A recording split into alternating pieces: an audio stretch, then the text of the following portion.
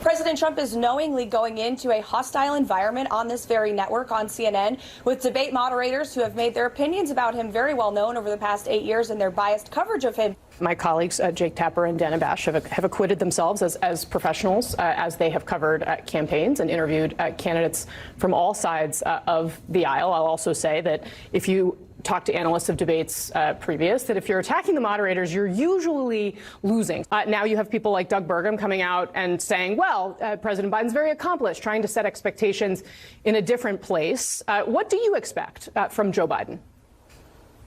Well, first of all, it takes someone 5 minutes to Google Jake Tapper, Donald Trump, to see that Jake Tapper has consistently stop this interview if you're going to keep President attacking Trump my colleagues. Adolf Hitler. Ma'am, I'm going to stop this interview if you continue to attack my colleagues.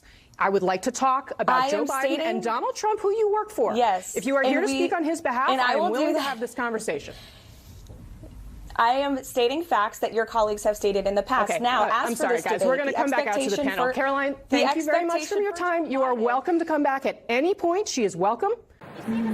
That was wild. That was really wild. Well, this CNN host decided to invite her on her program. She decided to interview her, so she should be a little bit more respectful toward her guests. I truly believe that she did a bad job in this interview. Let's look at the next one. That's Trump's new press secretary, so let's see what she has to say. The next White House press secretary, spokesperson for the Trump-Vance transition, Caroline Leavitt. Did I read you're going to be the youngest person to ever hold that position? That is correct, Sean, yes. All right, congratulations, number one. You do know that you're walking into hostile territory, right? Certainly do. And look, I think I'm well prepared for that. And I'm incredibly honored that President Trump has instilled confidence in me to speak on his behalf behind the White House podium. It's been an honor to have a front row seat to the greatest political comeback in history. And as you mentioned in your monologue, Sean, President Trump is putting together a brilliant cabinet of fantastic America First fighters, from Elon Musk and Vivek Ramaswamy, who are going to... Yeah, totally agree with her. Trump probably won this time around the election because he did assemble a great team around him. The Kennedy, Tulsi Gabbard, Elon Musk, plenty of great people that worked for him and worked to make him elected once again. So he ran a fantastic campaign, so that's why he won. Cut the waste out of our federal bureaucracy, to Susie Wiles, who is going to serve as the first female chief of staff in history. Take that. Mark Cuban, to Tom Homan. No one better to secure the border than him. And I'm so excited to speak on behalf of a president who just received a resounding mandate from the American people to deliver on the promises that he made on the campaign trail. We have the House, we have the Senate. President Trump is going to get to work on day one to implement real change that will deliver real relief. So that's the same thing that he's been saying for many years. On day one, we will do this. On day one, we will do that. But you cannot solve every issue in one day and on day one, right? So we will see if he actually pulls through, if he actually does this time around what he promises to do. And support to the American people who are struggling right now under the Harris-Biden administration.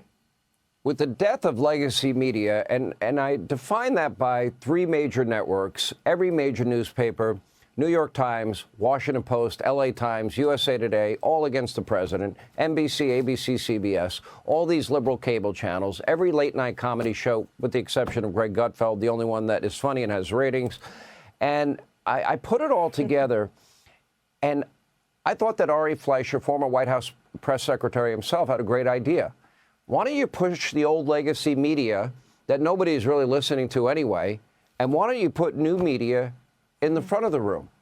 Now, you have the ability to make seating arrangements, don't you? Mm-hmm. We sure do. And I will say there's no greater advocate for a free and fair press. That's actually a great idea, to put new media into the press conferences. press than Donald Trump. During his first term as a president, he was the most transparent president in American history. That continued on the campaign trail, despite the fact that he has exposed the media for being incredibly hostile and fake. They have pushed lies and hoaxes about him for 8 years. They consistently take his words out of context. This election taught us a lot of things, but one of those things... Yeah, that was totally wild. All the accusation toward Donald Trump to prevent him from getting elected again, but that did not stop him. So he did a fantastic job running this campaign.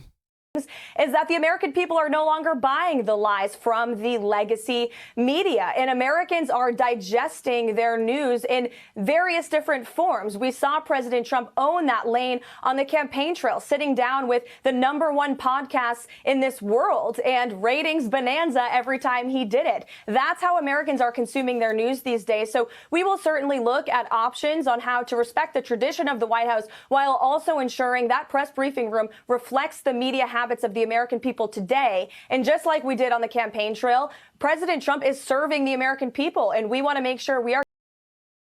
Yeah, so this new press secretary looks like she's very competent. She speaks a lot of sense, actually, and she knows what she's talking about. So I truly believe that Caroline will do a great job as a new Trump press secretary. Getting his message out as effectively as possible to the American people he is serving.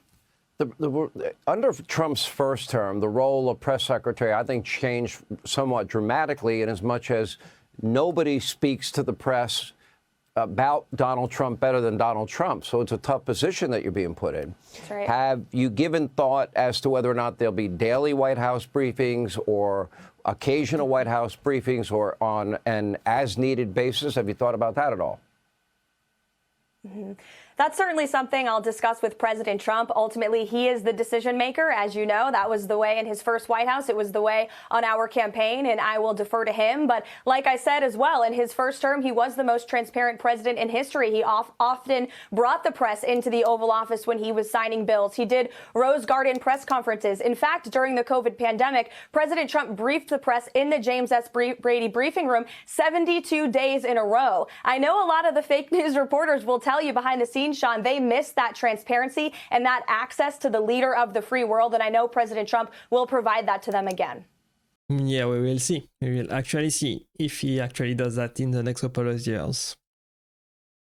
Okay, so are there going to be rules in your press when you deal with the press? In other words, you're dealing with somebody that's rude, that's interruptive, that wants to ask 5 questions, not 1 question. Are you going to set up rules?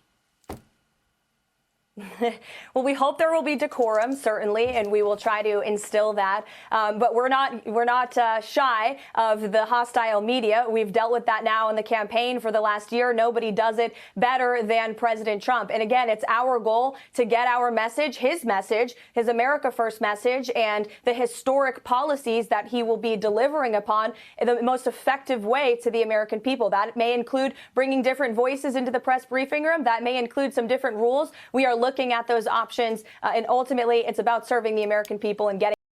Yeah, totally agree with her right here. It's actually a good idea to bring people that have different opinions, that have different questions. You cannot be bringing to the press conference only journalists that are pro-Trump, right? You want to bring journalists in the press conference that are also Democrat and support the Democratic Party. You don't want only the press that is favorable to you to cover your own news and your own messages. That would be totally wrong for the American people. President Trump's message across to them. I would offer this unsolicited advice. You might want to say, we're not prepared to go there today, but I will get back to you. And feel free to use that line as often as you want if they're pushing hard on a topic that you're not ready to talk about. Caroline, congratulations. You're making history, and I'm sure it's going to be a great ride for you. Hey, Sean Hannity here.